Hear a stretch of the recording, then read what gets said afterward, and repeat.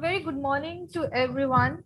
As we celebrate the National Cybersecurity Awareness Month and International Girl Child Day, we welcome you all in the panel discussion on cyber safety for women and girls in collaboration with UN Women. Sir, now I welcome Mr. Vinay Thakur, who is President, COO, National E-Governance Division at Ministry of IT, and also has an additional charge as ADG Bizag. Sir is currently managing a lot of IT and e-governance projects. He has done masters from Delhi College of Engineering in Computer Science and doctorate in Computer Science Engineering from Jamia Millia Islamia. Sir has implemented many e-governance projects comprising of land records, computerization, government e-marketplace, NREGA workflow, mobile-based fertilizer monitoring system. Welcome, sir. Over to you. Thank you so much, Ruchi, for the introduction, and very good afternoon to all the people who has joined today's session, a very important event on the International Day for Girls. Would like to welcome CEO of NEGD, who is also CEO of MyGov and then MD of Digital India Corporation, Sri Abhishek Singh Ji, who will be joining us. He has been called by Honorable Minister probably. And Sir is guiding us and then supporting us on all these initiatives. Recording in progress. His deep dive approach to everything, working out the details of the projects is which keeps us going. So thank you so much, sir, and very warm welcome to Ms. Hussain. Would like to thank her for this initiative as well as other initiatives which UN Women has undertaken with Ministry of IT. And being the part of this event so late in the night in US. Thank you, ma'am. I would like to thank and welcome the entire team of UN Women, including Ms. Dubey, Vasista, Piali, and everyone. They have been discussing each and every point, nitty-gritty of this entire event, as well as other events in this entire campaign. So thank you so much. And my team of Dr. Goel, Ruchi, and others who have been working on this. So as part of Azadi Ka Amrit Mahotsav, the 75th year of India's independence, NEGD in Ministry of Electronics and IT and UN Women has come together to jointly launch series of initiatives under the theme India's Digital Dream and Cyber Safety to encourage safe cyberspace for women and girls. As you are aware that sexual and gender-based violence is a violation of human rights and has a grave impact on the victim and survivors, their families, communities, and it remains as a major public health and development challenges in India. And further with COVID-19 outbreak, the existing inequalities that further increased. While the entire government and the state governments, rather the entire world is focusing on prevention and control of pandemic, it has also ramped up its efforts to tackle the increasing challenges of technology and safety, including the cyber safety for women and girls. So today, NEGD, as I was talking, and UN Women has come together jointly to address this problem through this mandate and on this important occasion of the International Day for the Girl Child. So we have arranged a couple of events as part of this, but the main launch is likely to be on 25th of November, and where we would be requesting even the honorable ministers and secretary from our department to participate and launch many more programs out there. So this week, the entire campaign, as I was talking, will have many programs which include online quizzes, panel discussion as one we have today, social media campaign in order to create awareness on cybersecurity issues among girls and women. So would request every one of you to share, to request you to attend further programs also, further events also under this campaign, and also share this among your other groups, WhatsApp groups, and share with your friends so that more and more people can take advantage of this awareness being created by NEGD and women, UN Women.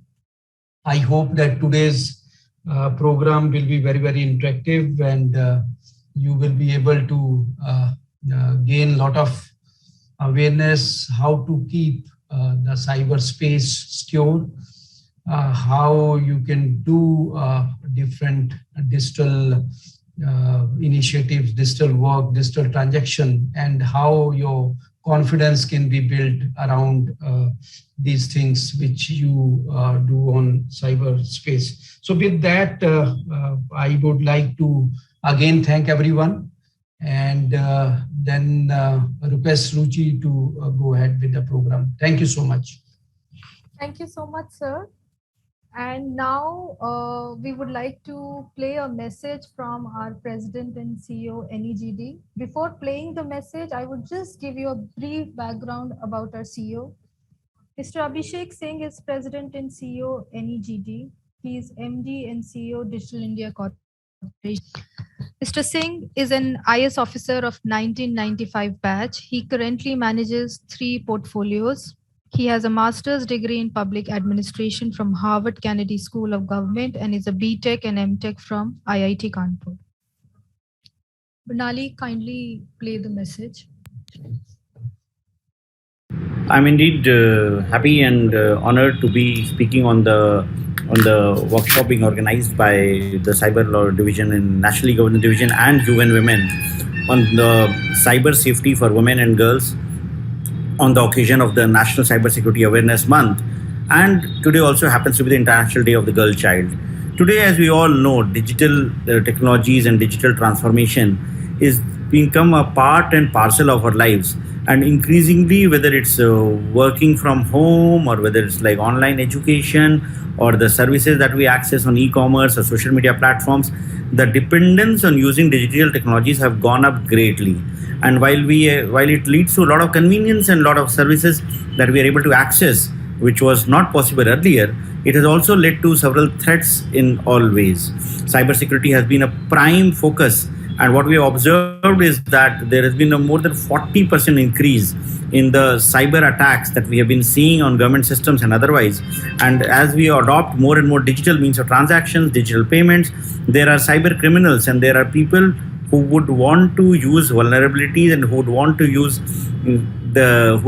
those people who are not very aware of the right cybersecurity practices to cheat them, to defraud them, commit economic offenses, and harm you in any which way possible. When it comes to women and girl child, especially in the context of today being the International Day of Girl Child, what we find is that the behavior on social media and behavior of people when they are online, it manifests a totally different form.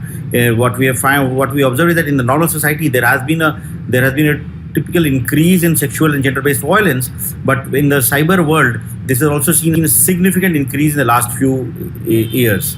Especially in the wake of the pandemic, when we found that more and more people were doing online classes, there we found cyberbullying went up, in which women whose webcams were left open because of some inadvertent mistakes, people would record things, people would record inappropriate images and share it on various platforms without the consent of the concerned person. So it becomes very important to ensure that how do we ensure that relevant laws are there, and enforcement is there, which would not only make people aware but also take action against those indulging in these crimes. We also were getting a lot of complaints since last year of exploitation of women and girls on social media, cyber stalking, cyber bullying, sharing photographs without the consent, using pornography, using inappropriate pictures, videos which were with someone because of at some point of time with consent, but later on being shared without consent. So all those led to a lot of requests to the government from various stakeholders regarding some regulatory action that needs to be taken to control this. So as a result of that, the IT rules 2021 were notified in February of this year by the government, and that ensures that in case any woman or any girl has any reason to feel exploited or to feel cheated or to feel violated of her privacy by anyone on social media, any of the social media platforms, he or she can file a complaint with the grievance officers of all the social media platforms. And there were some hiccups, but finally almost all social media platforms have appointed their grievance officers, nodal officers and compliance officers. So if in case anybody wants any content to be removed which one feels that is offending one's privacy or one's sentiments, one can report to the grievance officers. And in cases of sexually explicit images or in cases of child pornography, that content has to be removed by the platform concerned within 24 hours. So this regulatory framework ensures that we bring in sanity on the social media platforms which are commonly used, and ensure that the rights of everyone, especially women and girls, are protected. We have also found that very often the policies that many platforms take in the online world, they are not gender neutral, and very often the interests of women are not factored in. So while doing so, we need to do advocacy and we need to bring in relevant measures to ensure that in the way we use social media, this is regulated well. So another very important relevant issue is that very often those people who are subjected to sexual violence online, they're not even aware of where to go. Like if somebody is stalked and somebody's emails are morphed or somebody's photographs are shared, they don't even know where to go. So one way is to do this to the grievance officers, the details of which are available on the emails of the social media platforms. And the other way is to be aware of the CERTIN. The CERTIN is India's cybersecurity emergency response portal, and there is an incident reporting system on the CERTIN portal. So certin.org.in is the place to go in, where one can file these complaints with the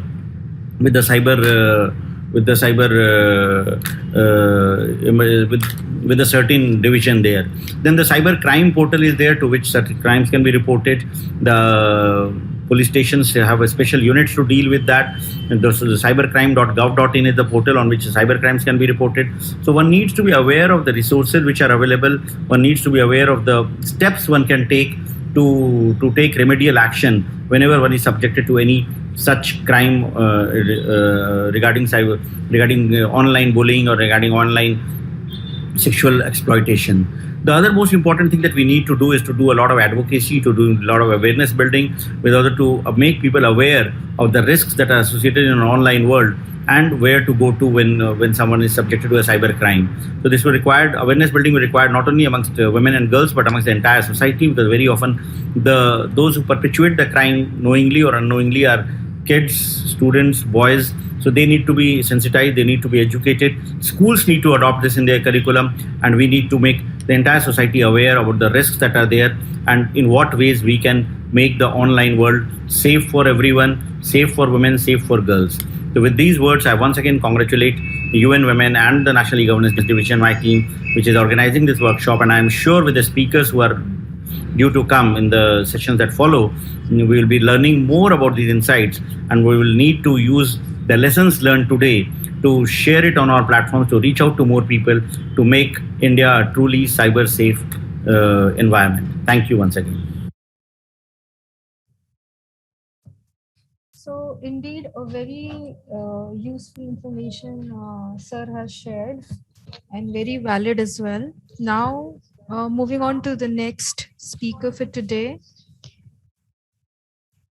I would like to welcome Miss Susan Jane Ferguson. Thank you very much. Namaskar, everyone. I hope you can see me. So let me begin by thanking the Ministry of Electronics and Information Technology, Government of India and National E-Governance Division on their initiatives as part of Azadi Ka Amrit Mahotsav, the 75th year of independence of India. UN Women has a long-standing partnership with Ministry of Electronics and Information Technology to advance the rights of women through various initiatives. We partnered the Ministry for the NASSCOM Startup Women Entrepreneur Award 2021 to 2020. Through this collaboration, UN Women created the first ever platform in India for women entrepreneurs to be a part of supply chains of major brands in the textile sector. With MyGov, we've been in an ongoing partnership for Shri Shakti Challenge. The 2021 edition of the challenge will focus on women innovators to come up with technology solutions that facilitate women's safety and empowerment. In continuation of these engagements with the ministry, UN Women is really honoured to partner with the National E-Governance Division. The division plays a pivotal role in supporting the Ministry of Electronics and Information Technology in program management and implementation of e-governance projects and initiatives, both at central and state levels, thereby making the organisation an ideal collaborator as we push forth the agenda of promoting safe and equal online spaces for women and girls over the next few months. The COVID-19 pandemic has, of course, upended the socio-economic lives of people across the globe. And with ensuing lockdowns globally, there's been an uptake of internet usage by women and girls. And of course, this presents both an opportunity, but also a risk. Unfortunately, the pandemic has exacerbated violence against women and girls, including online violence through mobile phones and smartphones, the internet, social media platforms, and email. This is particularly concerning because an increase in online violence facilitated by ICT during COVID-19 impacts women's access to online services, especially in the spheres of education and employment. This acts really as a hindrance to women's participation as active digital citizens. Therefore, I want to really congratulate the Ministry and the Division for addressing this critical issue proactively.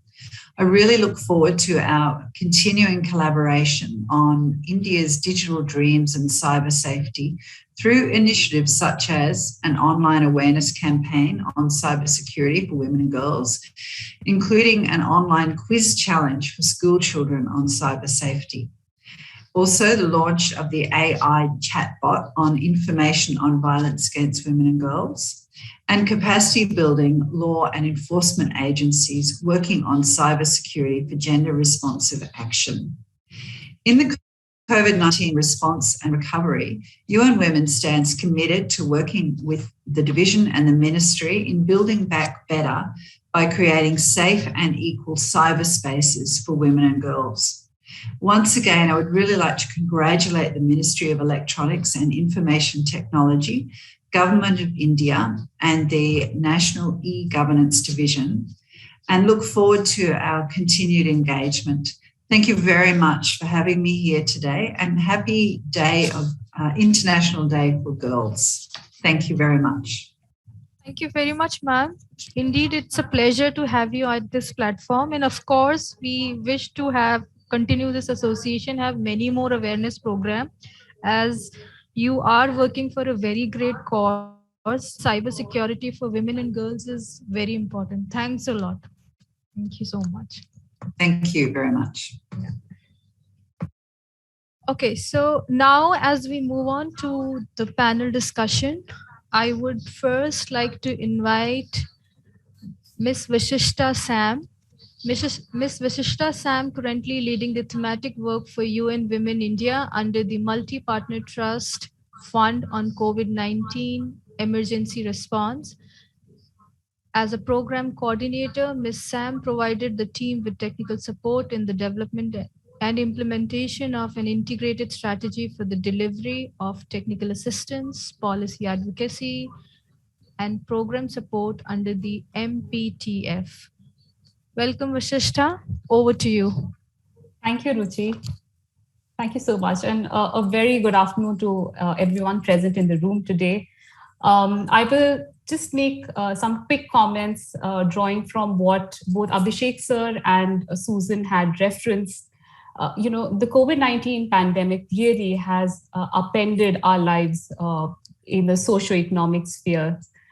And while this is a moment of crisis, it also gives us an opportunity. And in the context of the National Cybersecurity Awareness Month, it becomes very apparent because we moved from an in-person interaction to an online interaction. Perhaps that's best reflected in this webinar today. We have panelists and we have so many participants joining us from all across the country. Of course, as Susan had rightly pointed out, this movement of opportunity also brings with it certain challenges. And in the context of women and girls, it arises in the case of cyber safety. And cyber safety is extremely important because India is at a very crucial juncture. I think Prime Minister Modi had very succinctly pointed out that we are moving into a phase where our emphasis is moving from women's development to women-led development. And to achieve the latter, I think it's very important for us to emphasize, to prioritize women's safety, both online and offline. I will hold my comments at this point of time and segue into our panel discussion. I would now like to introduce our first speaker, Mr. Rakesh Maheshwari. Mr. Maheshwari graduated from the prestigious Delhi College of Engineering with a degree in Electronics and Communication. He comes with a rich experience of working with the Government of India for 34 years, which include the last 6 years as a Senior Director and Group Coordinator for the Cyber Law and Cybersecurity Division in the Ministry of IT and Electronics. As a group coordinator on cyber law, Mr. Maheshwari has been on the forefront and has worked on all matters related to IT administration, including as a designated officer under Section 69A. He has been instrumental and has played a key role in the development of and the publishing of the IT Intermediary Guidelines and Digital Media Ethic Codes Rule of 2021, which was, of course, released by the Government of India in February of 2021. Mr. Maheshwari also played a very active role in the PDP bill and has been involved in some of the JPC discussions after the bill was presented in the Parliament in 2019. Rakesh sir, it's a pleasure to have you on our panel, and I now welcome you to give us your opening remarks. So thank you, Vashisha. And it's my pleasure to be here with you on this special day of girls' safety. Government, as Mr. Abhishek Singh ji mentioned, is committed for a safe, secure and trusted internet for its users, while also ensuring that the platforms remain accountable.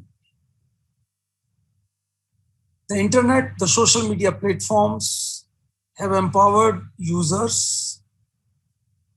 Of course, in the process, when something wrong happens, either in terms of safety or security, the role of government comes in picture. So that means on a day-to-day basis, government has nothing to do. I mean, it's a free ecosystem. It's an ecosystem which is empowering. It is enabling everybody to be able to express themselves freely and do whatever kind of business that you want to do.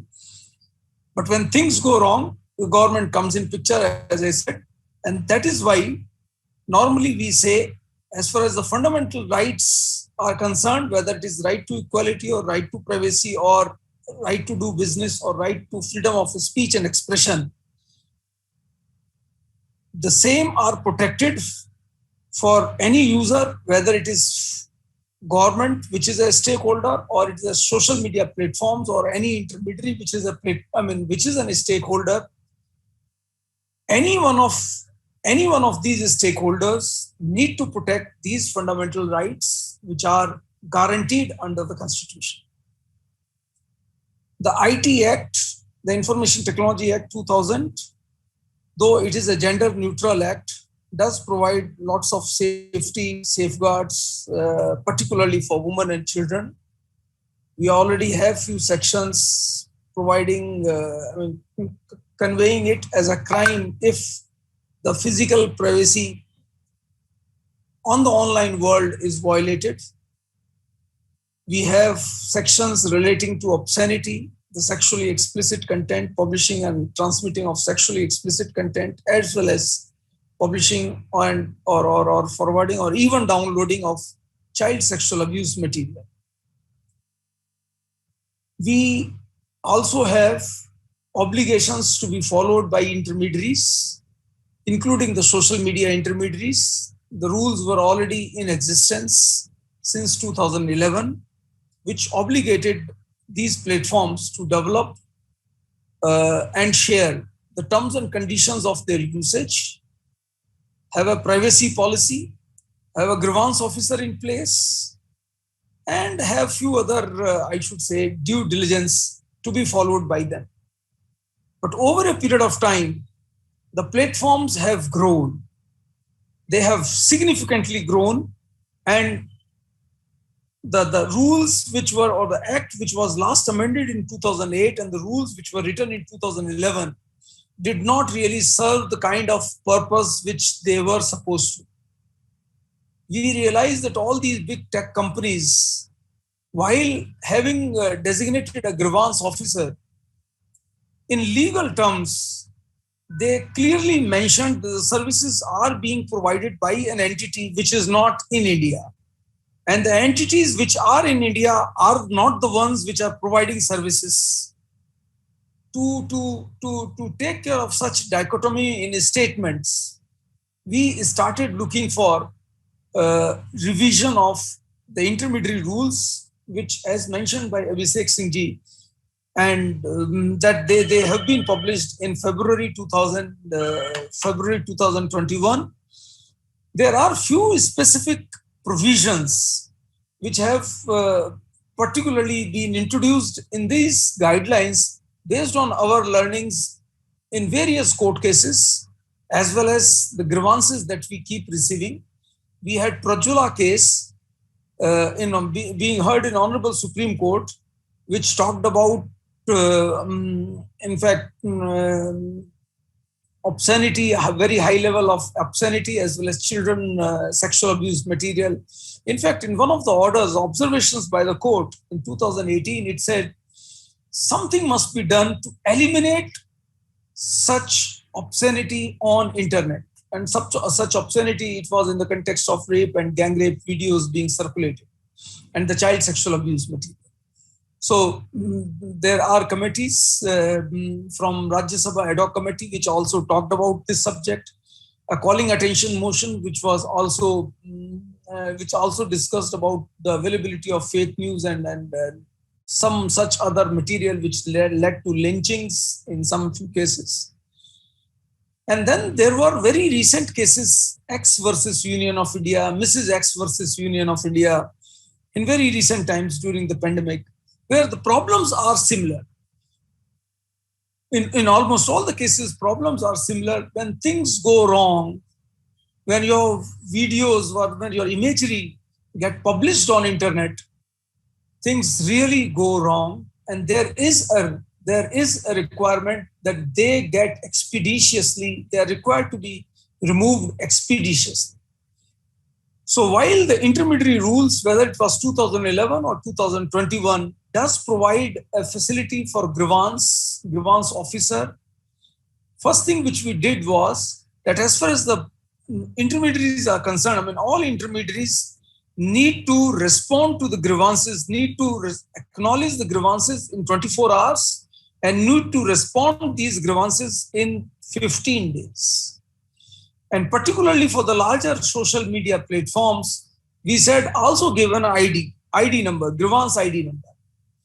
But this 15 days is good for a normal grievance and may not be good for such kind of obscene material, non-consensual material, morphed images, impersonated images, or so some such material definitely 15 days or it is not at all adequate, is not at all, I should say, justifiable. And for that reason, we have gone and created, as was mentioned by Abhishek Singh ji, that we have gone and created a specially carved out section to enable such aggrieved individuals to be able to approach directly or through their representative and see that such material is taken down within 24 hours without anybody getting involved.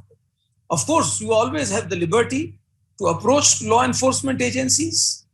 You can approach through any legal counsel. You can approach, in fact, we are proposing maybe through NCW, the National Commission for Women, National Commission for Protection of Children's Rights, the National Cybercrime Portal. But the beauty is that you can complain while maintaining complete privacy, not anonymity, but privacy, and directly approach the platforms. And therefore, the larger platforms have also been asked to develop this mechanism and provide such facility in a dedicated manner. There are other roles of government, which is in terms of creating information security awareness. So a dedicated portal, infosecawareness.in, is already in existence as part of the ministry's initiative on information security education and awareness. This portal covers a wide variety of, I should say, knowledge material, whether it is for children, students, women, family, police, teachers, government employees. It talks of various small modules on cyber hygiene, on how to use social media, on how to, ensure safety while playing online games and many other things, and is available in many vernacular languages in India. Of course, the other portal which came into existence because of the Prajula case was the National Cybercrime Portal, cybercrime.gov.in, which was also stated in the morning, which empowers, particularly originally it was created for safety of women and children wherein such crimes can be reported, and particularly for some heinous crime, the government has already been empowered through the Honorable Supreme Court to be able to directly approach the concerned ISPs and ask for blocking. So for the time being, I'll stop here. Maybe I let the other speakers talk about what they want to share. Thank you. Thank you, Maheshwari, sir.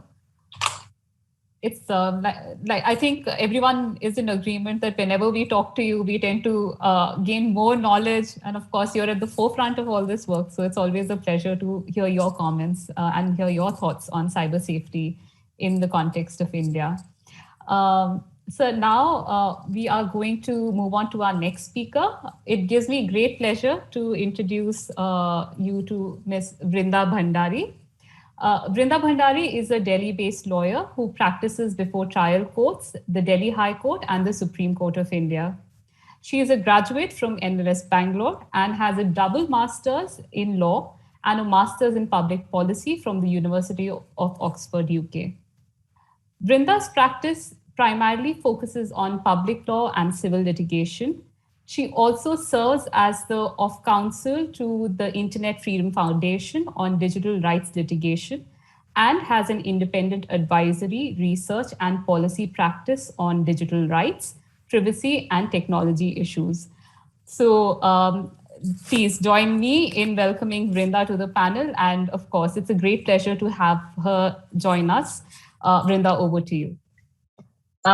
Thanks so much, Vishishta. And it's a tall order coming after everybody who's spoken before me, Mr. Singh, Mr. Maheshwari, Susan, Ms. Susan. It's really great to hear everybody's views.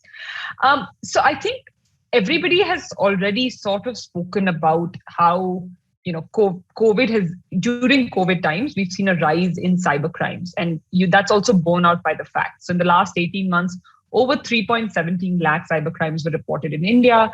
There are, some reports suggest that the consumption of child pornography spiked by 95% during lockdown. There was a study by the US National Center for Missing and Exploited Children and the Indian NCRP, which found that more than 25,000 pieces of alleged child sexual abuse content had been uploaded in social media platforms in the first 5 months of 2020. And we've also seen, apart from these, this sort of violence and these sort of cyber crimes being committed, we've also seen cybersecurity issues. As Mr. Singh had also pointed out, We also know that the IRCTC, the railways website had been hacked and some customer data had been stolen. So this is a very live issue. And in India, 60% of women, across the world have faced some sort of threat or abuse in social media, and India is no different. And the situation has only worsened due to COVID. And this has sociological, psychological, behavioral, and economic consequences. I just wanted to touch upon for 2 minutes on why online violence against women is a cause of concern. And broadly, that's due to 5 factors. One is anonymity. So in many cases, it's easy for the accused to remain anonymous, and hence, that allows for more vitriolic behavior, and that the distance sort of allows, the anonymity also makes it harder to prosecute somebody. So a lot of the crime goes unreported and unchecked, and it's difficult to prosecute. The second is accessibility. So it is very easy for anybody to go online and commit any sort of cyber violence, because so much of it is just about typing something on the screen or sharing a photo or sharing a video. So it's very easily accessible. Perpetuity. So perpetuity is the idea that once your photo or any obscene photo is uploaded online. So if, even if we were talking about the Prajwala case, gang rape videos, once they're uploaded online, they almost remain there forever. You can ask for the links to be taken down, but the way the internet works and the way these links get cached, a lot of the material remains online forever. The fourth is action at a distance. This is sort of linked to the idea of anonymity. And here the idea is, regardless of whether the accused is anonymous or not, the fact that there is a distance between the accused or the perpetrator and the victim, and because the conversations between them, or the way the interaction between them is happening online, allows for people to become more virulent and for the conversation to become more negative than it necessarily would have otherwise happened. And the fifth and final factor is automation. So this is the fact that how technology has also just allowed things like deepfake videos to be circulated easily. Videos can go viral in like a matter of minutes. So these are the broad reasons, 5 broad reasons why things like online violence against women are a serious cause of concern. Now, we've been talking a lot about, cyber violence against women or online violence, and what really are different kinds of cyber violence. And so just 5 or 6 types of violence that I wanted to identify today. So one is a simple thing like cyber stalking. So it could be something as simple as just somebody, for instance, following what you're doing online, tracking who you're speaking to, and some sort of pattern of repeated behavior. So this is just any simple idea of, somebody messaging you again and again, or, writing to you again and again online, or somebody getting your WhatsApp number and sending you information saying, hi, please become my friend, please talk to me. And so that sort of repeated pattern of behavior is cyber stalking. Doxing is when any personal information is revealed about somebody online. So, we believe that our personal information is private, but when somebody else without our consent reveals that information online, that's called doxing. Trolling is probably something most people here, or many people here, may be aware. And really, it's very simply put, just some hurtful sort of insults, and the level or intensity can differ. But the idea really is when you use the internet to be able to say things like, really hurtful things, caste slurs, hateful slurs, some threats or intimidation. That also then links us to the idea of cyberbullying, which again is self-explanatory. 4 other kinds of cyber violence that I'd like to speak about are, cyber intimidation or online intimidation or threats. So this is like, if you don't stop speaking, I know where you live. Or, another common thing is rape threats, which we've seen many women experiencing, for their views. So if the user doesn't like the views of the speaker, they say, oh, we are going, we may rape you, or, we know where you live, or we know where your family lives. So that is, that's online intimidation or threat. Public shaming, maybe it could be about the way the clothes you wear, the views you have, that's public shaming. Hate speech, which again is unfortunately all too familiar in the Indian context. And finally, something I think many speakers have spoken about, the idea of, revenge porn. So the fact that I may consensually share a video or, a photograph or a nude selfie to my partner, but then that photo gets, without my consent, gets shared online in the larger internet medium and then becomes viral. And then how do you take that content down? And we've actually had a really fantastic judgment from a sessions court in West Bengal. It's a case called Animesh Boxi. if anybody's interested, and where the judge really talks about what is the impact when such photos get released on the internet. And he talks about it as a violation also of bodily integrity. Every time a new user downloads the photo and a new user clicks on the video. So it's not just a one-time violation, and it's not just simply also a data or a privacy violation. It's something more intrinsic. So even though we think about the online sphere as being separate from us, really the online sphere is actually very, very intrinsic, because our digital self and our physical self often intersect. So the relationship is very strong. So it's a very good judgment, because there's no victim shaming, there's no counter questioning, like, why were you sending these photos in the first place? And I think the judge goes to this idea of violation happening just by the fact that people know that such images are available online. So these are the different kinds of cyber violences. As again, Mr. Maheshwari has already pointed out, there are lots of provisions within the IT Act and the IPC to deal with some of these offenses. So whether it's hacking or identity theft, the violation of privacy and private areas, the publication or transmission of obscene material or material containing sexually explicit acts, any material exhibiting children in sexually explicit acts are all prohibited under the IT Act, the Information Technology Act. Under the Indian Penal Code, we criminalize sexual harassment, voyeurism, stalking, the sale or distribution of obscene material, defamation. And in addition to both these laws, there is also the Protection of Children from Sexual Offences Act, which again prohibits child pornography and also cyber grooming. So it understands that sexual harassment and online violence can occur in a more long-term relationship where you're building a relationship of trust and then are exploiting it. And I think we've seen again during the pandemic instances of cyber grooming actually rise a lot. So these are some of the different types of crimes. I think I can go into it later if anybody has questions.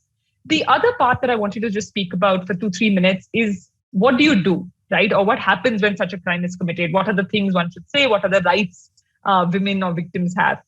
And I think we all know that many times women in India have had to battle all the odds and to defeat the stigma associated with approaching courts for justice delivery. Many cases are, ignored, sidelined, delayed, or they're settled forcibly. And so women who are subject to cyber violence face a lot of challenges. So they could range from lack of support from the family, lack of familiarity with the local laws of procedure, the constant mental stress of similar incidents happening. If the picture involves any intimate, if the case involves any intimate pictures, there is a certain fear that these images will be shared online. There's often associated trauma or stigma, based on what will people say. And then there's a hesitancy in approaching the police or law enforcement officials due to social judgment. So, when we look at NCRB statistics, we should realize that is only those women who were strong enough to actually go and approach the local police station, and not the thousands of cases that get unrecorded. So how do you assist a victim of cyber violence? And I think part of that is understanding, obviously, that violence against women is often rooted in inequality. But broadly, there are 4 steps. There's support. So how to support such a victim, how to record their evidence, how to block the offender or use reporting mechanisms on social media websites, and how to report the offender as well. And both blocking and reporting, so the intermediary rules of 2021 do provide certain obligations on social media intermediaries. Now, just simply when you think about supporting a victim of cyber violence, there are one-stop centers that are there throughout the country where they can be provided with medical, legal, psychological counseling support under one roof. 181 is the Universal Women Helpline that we follow. Each state has its own helplines.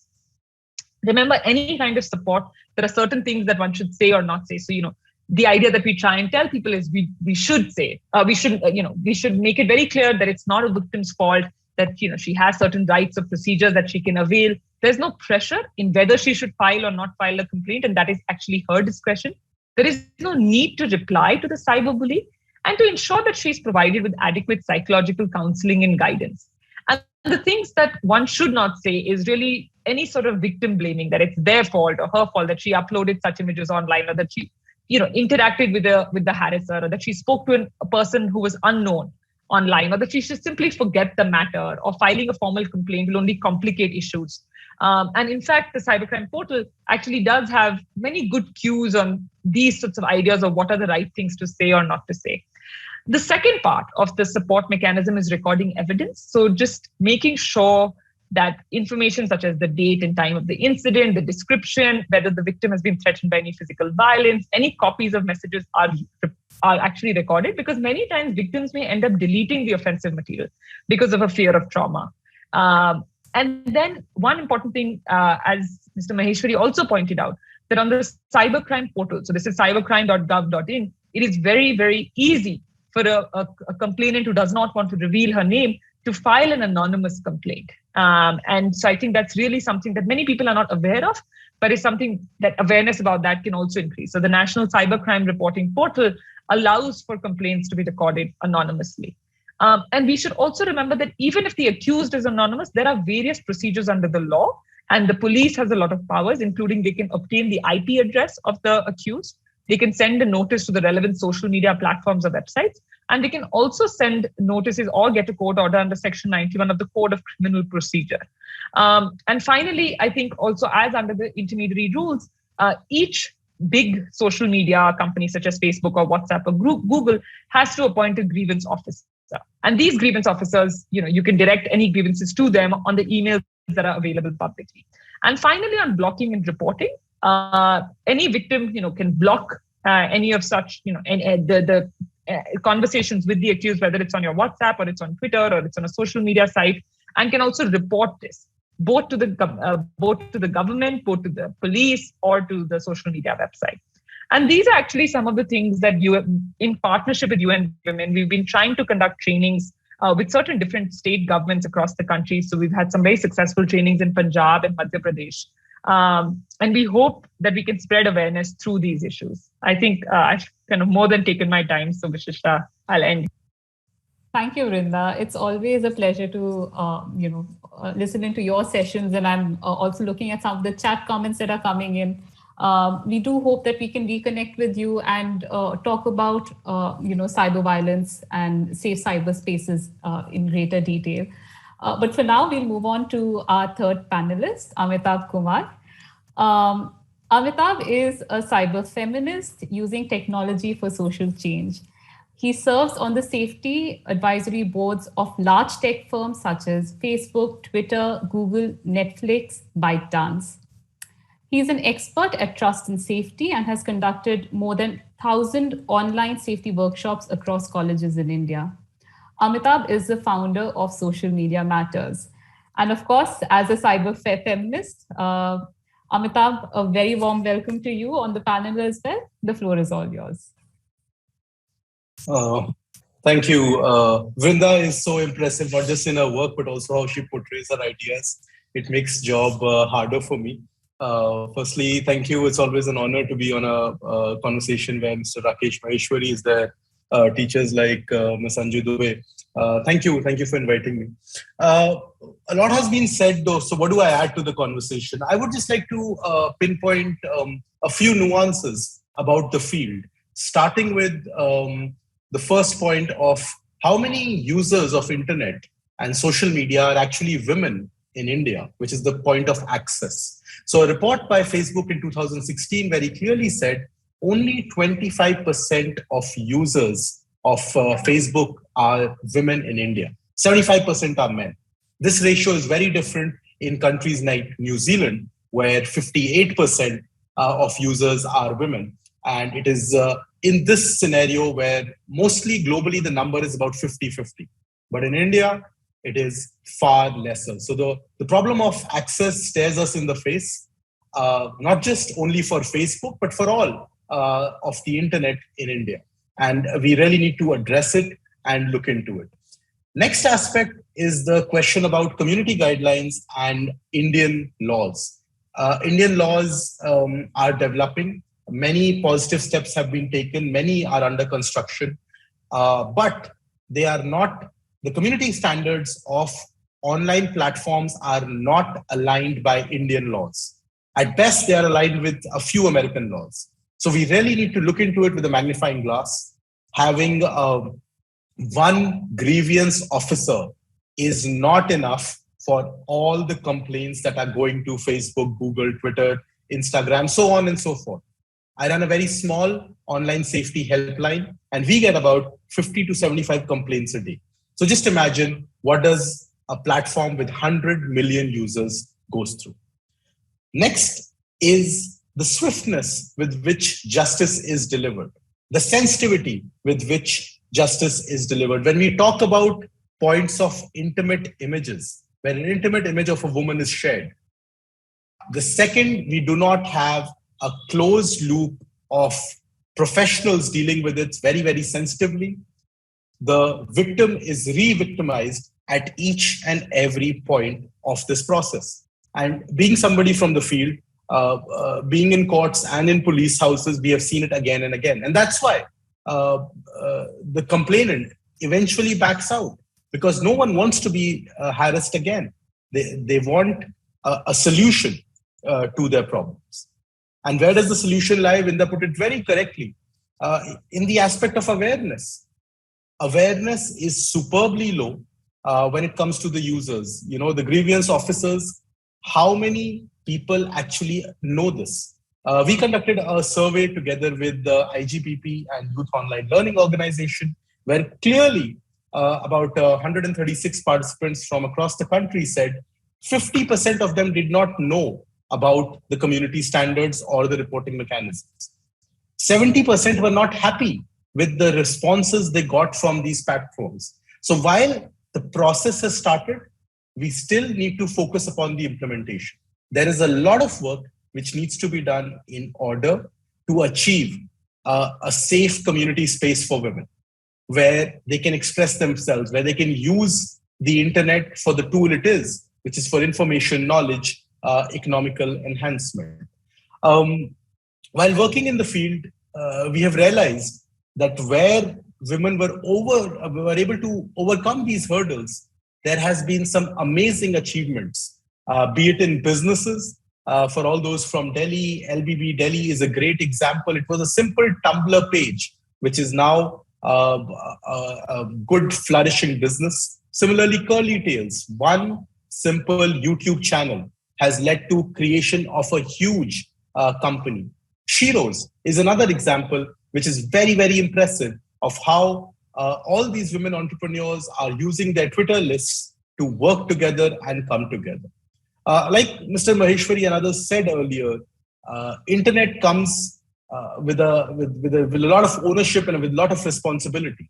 And it is time that we, as the government of India, as the citizens of India, as the think tanks and organizations, really look into building standards for India. There is safety standard of each and every technology you know.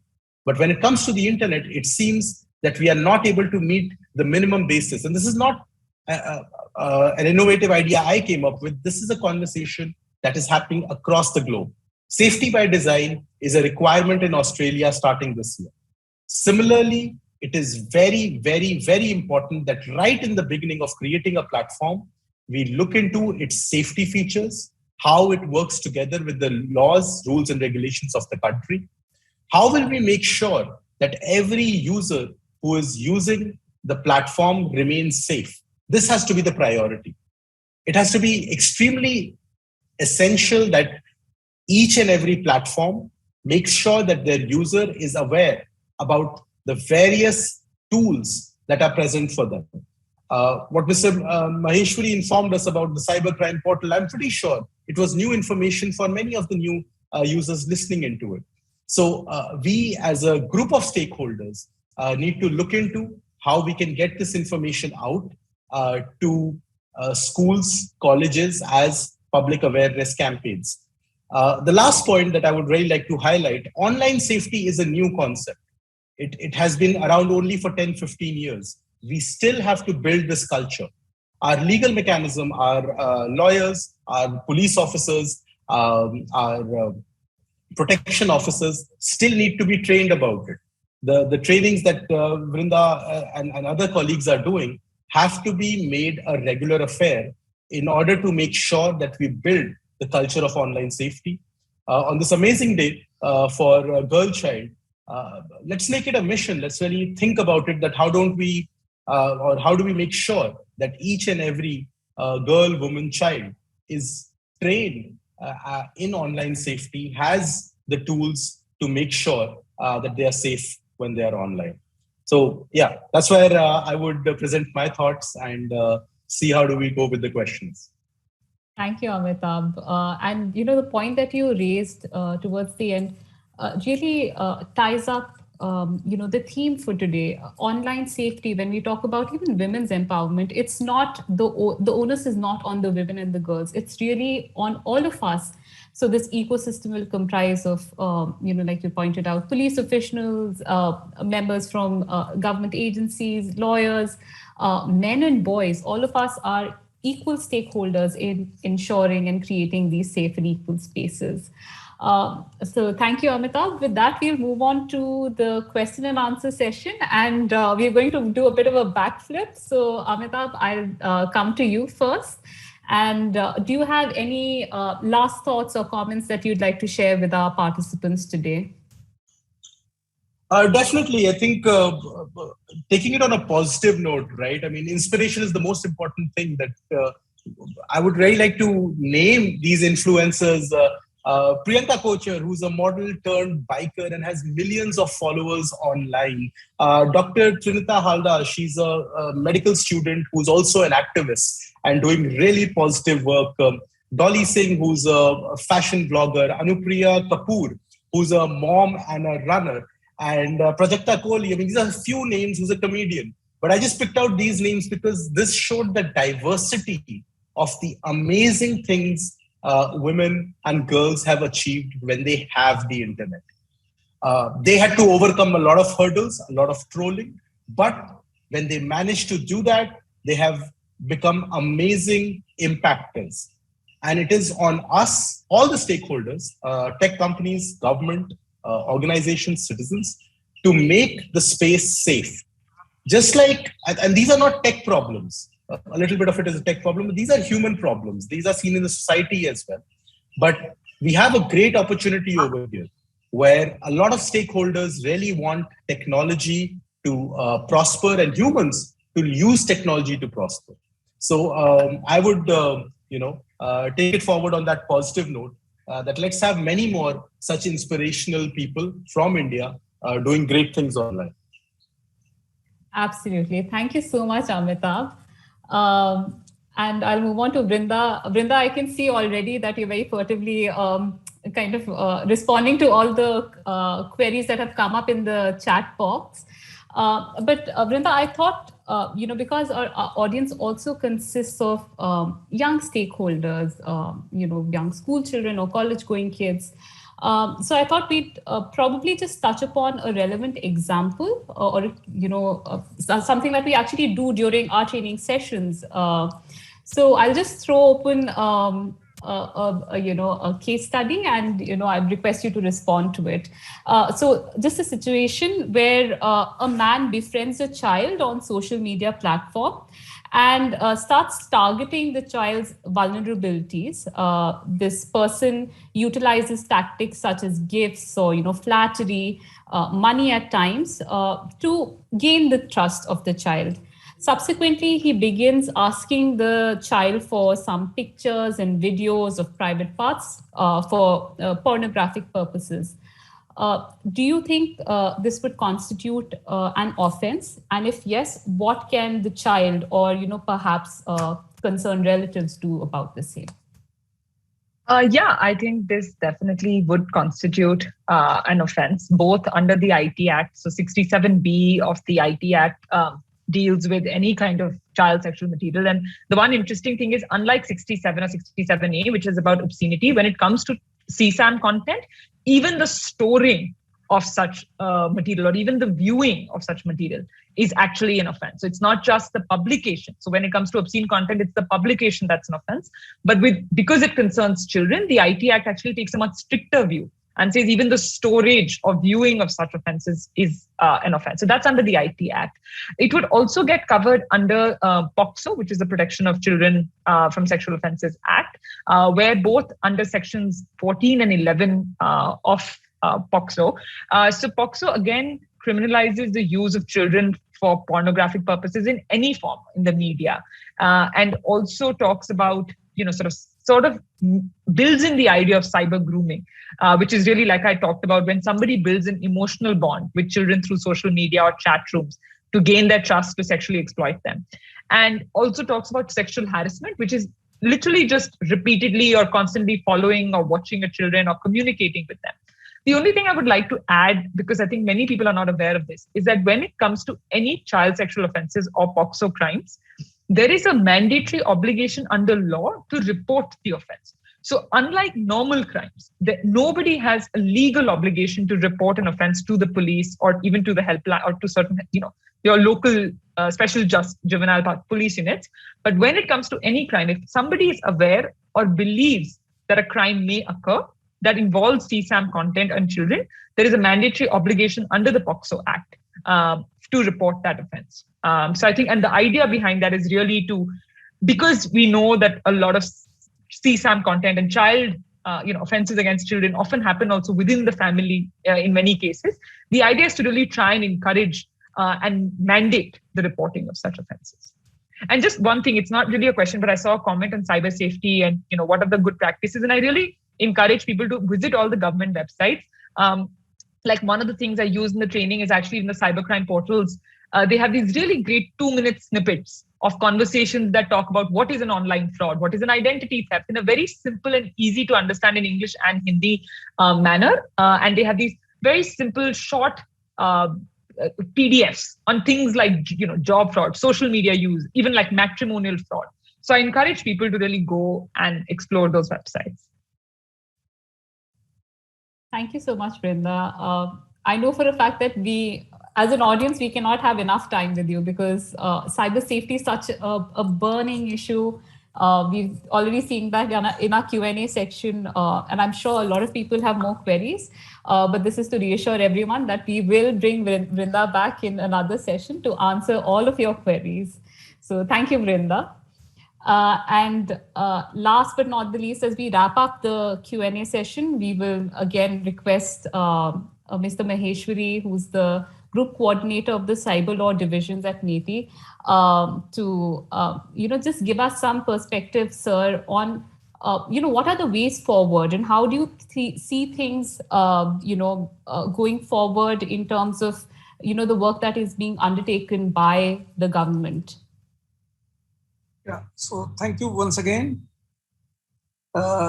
See, as far as awareness programs are concerned, creating awareness is amongst children, amongst youth, among every stakeholder is concerned. It's an ongoing thing. Everybody is doing their bit, and so is government. As mentioned by Mr. Abhishek Singh ji, that from 25th November onwards, we are going in a big way to publicize the safety, security, accountability features as are available in our intermediary rules. We are going to come up with frequently asked questions on this particular document, just to ensure that people are able to understand it in a simple language. We may come up with a user guideline, particularly with respect to, as I mentioned, about 3.2b, the ability of the user, ability of the impacted individual to be able to report directly as to what way this can actually be done. So all these small measures are already, I should say, planned. We already worked with the CBSE to ensure that they build topics related to the internet, related to cyber hygiene, related to online safety.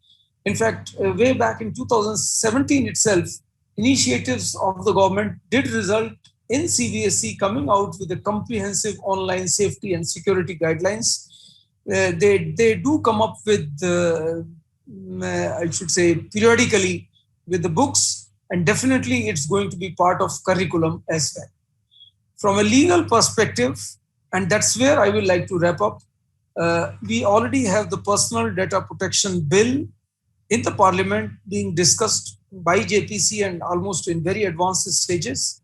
So let's hope that this bill gets through and becomes an act. which empowers the citizen, empowers the users to be able to see that whatever permissions are being granted by them, they have reasons, they are given justification of why they are being asked, and they should be able to have the capability to know them. Of course, it's already existing in most of the platforms, but then it will become part of the legal system. In fact, right to erasure will also be addressed for the first time through this PDP bill as and when it becomes that. So that's all from my side. Thank you. Thank you so much, sir. And with that, we wrap up the panel discussion for today. I once again thank all the panelists for taking the time out to join us and provide some very relevant information to all our participants. Thank you so much. And with that, I now request Dr. Alok, who is the Senior General Manager, CB at NEGD, to give us the vote of thanks. Thank you.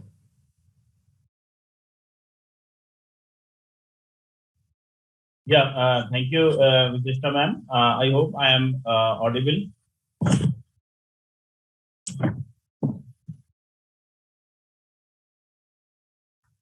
Yeah, you are audible. Please go ahead. Yeah, thank you, sir.